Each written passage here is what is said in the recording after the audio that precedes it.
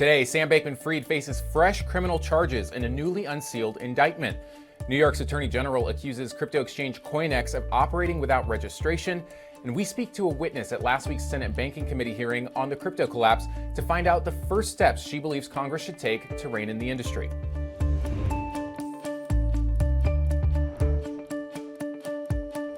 Welcome to CNBC's Crypto World. I'm Jordan Smith. Crypto prices are mixed today. By noon Eastern, Bitcoin dipped slightly, staying below the $24,000 mark for a second straight day. Ether rallied nearly 2%, and Solana climbed 0.5% to just under 24 bucks. All right, let's talk about those top stories. First, Sam Bankman-Fried was just hit with brand new criminal charges. The indictment was filed in a New York federal court and adds 4 new criminal charges. And if convicted, SBF could face an additional 40 years in prison. Now, these documents paint a clearer picture of Bankman-Fried's alleged fraud, but they also go into greater detail about the millions in political donations he made. The indictment alleges he and his co-conspirators, quote, made over 300 political contributions totaling tens of millions of dollars that were unlawful because they were made in the name of a straw donor or paid for with corporate funds. They also claim that SBF tried to conceal his donations by making them under the names of 2 other FTX executives. You can read the newly released details over at CNBC.com. Next, the New York Attorney General just dropped a lawsuit on crypto exchange CoinEx. New York AG Letitia James accused the exchange of operating without registering in the state. In a filing, James also claimed the exchange, quote, engaged in repeated and persistent fraudulent practices. For its part, CoinEx released a statement saying it was taking active steps to address the New York AG's concerns and said that it was keenly aware of how essential a clear regulatory framework is to the long-term development of the industry. Last, the SEC is joining a list of state and federal regulators objecting to the billion-dollar deal by Binance US to purchase Voyager Digital. Yesterday, we told you about the FTC's objection to the sale, citing its probe into the bankrupt company. Well, now the SEC claims in a filing that the deal could violate laws on unregistered securities.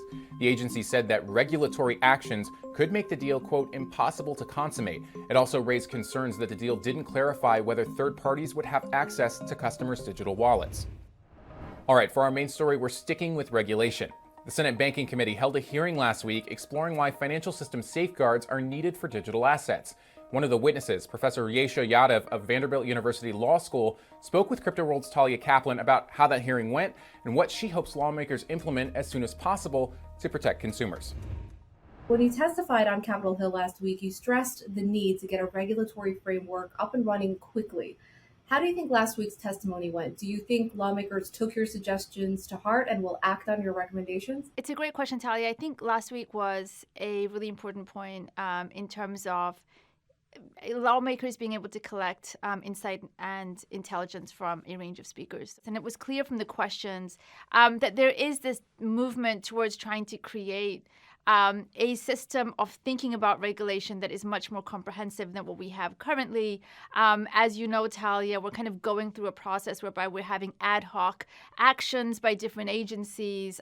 It doesn't feel particularly coordinated at present, but to the extent that lawmakers are now focused on stepping in, creating a framework for different agencies to coordinate, building an agenda for what the priorities are. For example, one thing that came out last week was in relation to customer protection and disclosure. Another theme that came out was in terms of trying to make sure that our traditional financial system is also kept safe in this space. So I think their lawmakers are certainly very keen to hear ideas about how to move forward here. And I think that dynamic is becoming ever more urgent, given the fact that this market needs regulation extremely quickly. In October, a month before the collapse of FTX, you published a 63-page research paper titled A Public Mandate for Private Oversight in Cryptocurrency Markets. In it, you acknowledge the digital asset market has proven notoriously challenging to regulate, and you make the case for mandating self-regulation by crypto exchanges as a key part of comprehensive public reform of those exchanges, as well as of crypto markets as a whole. You also pushed for this last week in your testimony on Capitol Hill, arguing that this will bring exchanges in line with traditional commodities and securities exchanges, where you say self-regulation by exchanges has been the norm for centuries. In a nutshell, what does that self-regulation entail exactly, and what is the main objective there? The goal of self-regulation by exchanges is twofold. One, it's to make the exchanges responsible. The number one goal for having exchanges do self-regulation is to bring them under a framework of oversight at present. In other words, that in order to show that they can exercise oversight of their market, they have to prove to regulators that they have the capacity to do that. What that means essentially is that they have to go to regulators, show that they have the corporate governance, the compliance, the risk management to be able to oversee the market, surveil the market, make sure that they have the capacity to write rules if they need to, and also to discipline those that are using their venue. So number one goal here is to make them responsible, to make them accountable.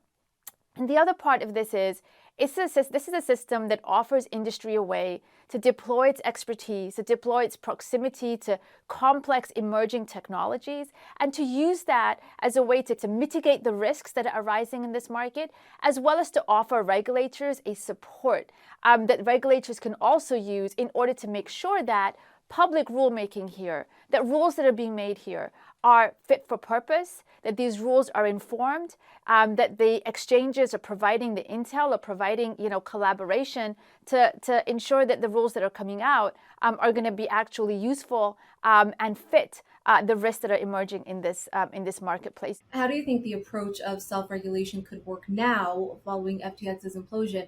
During your testimony last week, you even pointed out the lack of trust and confidence in exchanges following the event. So do you still think this method is the way to go? Can it even really be trusted by the masses at this point? I mean, I do want to point out that in your research paper and before the Senate Banking Committee, you acknowledged that self-regulation has serious shortcomings, but that this exchange oversight should be an important part of wider regulatory reform. And last week, you called it a complement, not a substitute for public regulation. But following FTX's bankruptcy, can lawmakers and the public be convinced that crypto exchanges are even capable of this self-regulation method? Talia, thank you so much for listening so carefully to the testimony last week. This is a chicken egg problem here. The industry's reputation is in tatters. Millions of people have lost confidence in the capacity of the industry, particularly its key institutions, the exchanges, to deliver the trust and confidence that they were expecting. The way in which, we push exchanges to regain that confidence is something that is now being discussed. And I think that self-regulation by exchanges is a way to achieve that. In other words, that exchanges come forward, exchanges commit their resources, exchanges ensure that they are being credentialed by agencies themselves to showcase that they are being compliant, that they are performing, that they are there to protect customers. That is a start. It is by no means the end, right? But this is, the goal here is not to provide a wholesale, comprehensive regulatory solution. This is a part of the solution. Earlier this month, crypto exchange Kraken agreed to shutter its staking service for customers in the U.S. and pay $30 million in penalties as part of a settlement with the SEC. Now, this is just one example of many where the SEC has been taking action, embracing the so-called regulation through enforcement. What do you think about this approach by the U.S. regulator? Agencies in the U.S. have a bunch of powers that they can use. Obviously, you need a strong regulatory agency that is taking steps to enforce the laws as it requires them to do, right? So, clearly agencies have a mandate and are supposed to enforce the laws and be a strong sort of overseer of the market as a whole. Equally, obviously, agencies have other responsibilities too, and part of that is rulemaking. And so, what is becoming, clear here is that, particularly at last week's hearing, is that there seems to be a real need for and desire for agencies to come forward and provide rulemaking that goes through a different process than enforcement does. What rulemaking offers is notice and comment, right? What that means is that there's a procedure whereby agencies are having a conversation across a large set of stakeholders, industry, consumer advocates, other regulators, for example, to be able to gather intelligence, gather input, to workshop the proposal widely, and then to incorporate it before it's implemented into the wider marketplace. Right? That is the rulemaking arm of what an agency does. In addition, agencies have a bunch of other tools too, right? They can issue, a variety of different measures that don't have to rise to enforcement. These can include things like interpretive guidance, no action letters, comfort letters that are provided to the wider marketplace to give folks an idea about where the agency intends to go. So obviously, enforcement is a part of the arsenal, but so is rulemaking, and so are these kind of calibrated measures. And the question here is, what will get us to a point where our regulatory system is going to be one that offers a comprehensive framework for oversight, but also provides a set of standards that are lasting. All right, that's all for Crypto World today, but we also spoke to another witness from that hearing, Lee Reiners, Policy Director at the Duke Financial Economics Center. So be sure to check back here tomorrow for that conversation, and we'll see you then.